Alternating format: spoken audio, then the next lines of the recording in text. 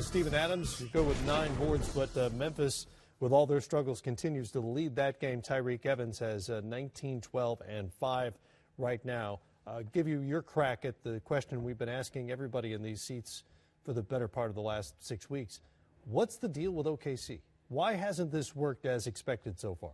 Well, I think you've gotten, this is a natural thing to happen. You know, we started 19 and 20 in Cleveland with our group that we had together with Kevin Love, Kyrie, Mr. Haywood, LeBron James together for the first time. And when those guys are ball dominant, as stars tend to be, it takes a lot longer for them to adjust and to find where their shots are going to come from. I think their road record is really indicative of this as well, because nobody knows when it's their turn to take over, and unfortunately at the moment their offense is really your turn, my turn. So it'll take some time. I think they need to be patient for sure. They actually won their first 2 road games. They've lost 8 straight since. What, if anything, does that say about this group? The fact that they're losing these road games just says that they need sometimes a little bit more energy, and you get more energy at home. Role players play better at home, and you can really feed off your crowd. When you're on the road, it's just you and your teammates versus the other team and their crowd, and sometimes it can be a little bit hard if you don't have the right type of chemistry to find the right type of motivation, the right type of energy, and the right type of mindset. And the other thing in that graphic that was really important, just 19 assists a game on the road. It's really hard. I mean, you know this as well as anybody, right? It's hard to stay motivated on the defensive end when you don't touch it once in a while to get in the flow offensively. We talk about the Golden State Warriors and how good they are. One of the best things they do besides shoot it is they pass it. They all pass the ball to each other.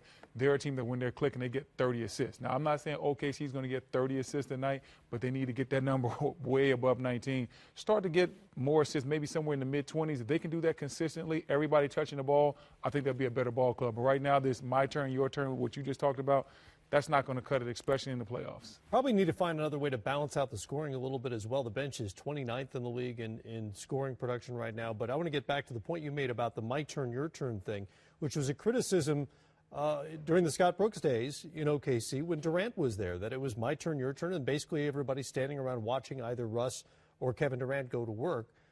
Is that a coaching problem at this point? Is that a personnel problem? How do you solve that? Well, I certainly wouldn't put that up as a coaching problem. Brendan and I were talking earlier off camera about the fact that that team at one time had Harden, Westbrook, and Durant together, and they found a way to incorporate those pieces in a way that made sense systematically.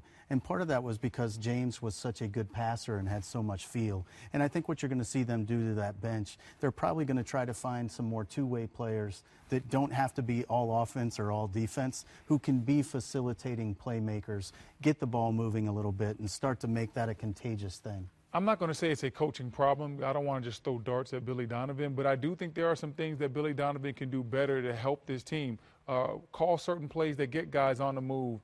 Call plays where you get guys working together. We were talking about an offset. One of the best plays that OKC used to run when they had Harden was a play where Harden had the ball. Russ would set a pin down for Kevin Durant.